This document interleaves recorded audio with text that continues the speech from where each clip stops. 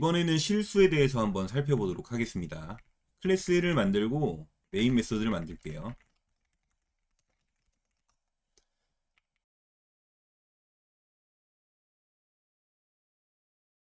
그리고 실수에 대해서 한번 살펴보도록 하겠습니다. 실수는 우선 원시형 데이터 중에서 숫자에 포함되고요. 숫자 중에서도 소수점이 있는 숫자를 실수라고 합니다. 그래서 정수와는 저장 방법이 다르기 때문에 구분되어 있고 형태는 크게 플로트와 더블 두 가지가 있다라고 얘기를 했습니다. 이 중에서 더블이 기본 형태이기 때문에 특별한 표시가 없다면 더블로 인식한다는 걸 기억하시고요. 한번 만들어 보도록 하겠습니다. 변수를 만들 때에는 자료 형태를 적고 그 다음에 이름을 적고 그 다음에 값을 넣으면 된다라고 했습니다. 그래서 값을 이런 식으로 집어넣고 세미콜론을 적으면 변수를 생성해서 초기화까지 완료하는 코드라고 했었죠.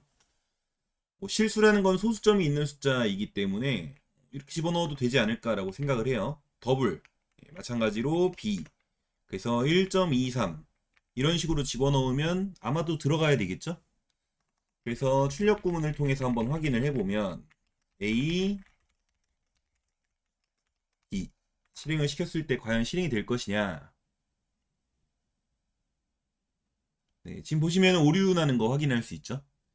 어디서 오류가 나나 봤더니 플로트 a에 1.23을 넣는 요 코드가 에러가 났다 라고 얘기를 하고 있습니다. 무슨 말이냐, 아까 제가 실수의 기본 형태가 있다라고 했었고 기본 형태는 더블이라고 했었죠. 그래서 사실 이 두 가지 숫자는 구분이 잘 안 되죠. 만약에 이 왼쪽이 없고 오른쪽만 보고 어느 게 플로트고 어느 게 더블이에요 라고 물어본다면 구분할 수 있는 사람은 아무도 없습니다. 그러니까 값 자체에 원래 F라던가 D라던가 이런 식으로 구분 기호를 붙여야 자바에서 알아듣고 저장을 하게 되는 거죠. 물론 출력할 때는 안 나옵니다. D나 F 같은 건 안 나오는데 아무 표시도 없다면 그러면 숫자를 플로트로 생각할 거냐 더블로 생각할 거냐, 여기에 대해서는 더블로 생각한다라고 기억을 하시면 되겠어요.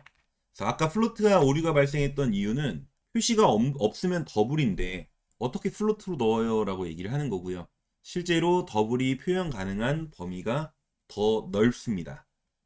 그래서 일반적으로 소수점이 짧은 경우에는 플로트를 쓰고요. 소수점이 조금 긴 경우 아니면 잘 모르겠는 경우에는 더블을 쓰시면 됩니다.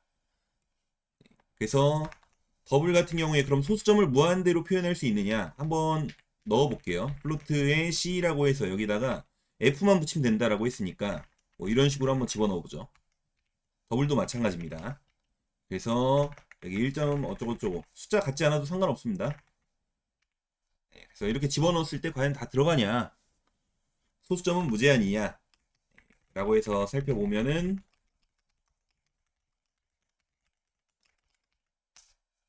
실행을 했을 때 자, 보시다시피 플로트와 더블 모두 표현 가능한 만큼만 표현하고 나머지는 버리는 거 확인할 수 있습니다. 물론 이 뒤가 이제 반올림이 되는 건지 버려지는 건지 이런 것들은 결과를 봐야 알겠지만 시도를 이것저것 해봐야겠죠. 중요한 건 전부 다 표현하지 못한다는 겁니다. 그러니까 내가 값을 집어넣었는데 이 값이 사라진다는 거죠. 즉 정확한 계산을 하기는 좀 어렵다라는 걸 알 수 있겠죠. 그리고 플로트가 좀 더 오차가 심하다는 거를 알 수 있습니다. 그러니까 만약에 엄청나게 정밀한 계산을 해야 된다라고 하면은 플로트랑 더블을 쓰기는 어렵고, 플로트 같은 경우에는 소수점이 굉장히 짧은 경우, 더블 같은 경우에는 소수점이 어느 정도 있는 경우 혹은 잘 모르겠는 경우 이럴 때 사용한다라고 보시면 되겠습니다.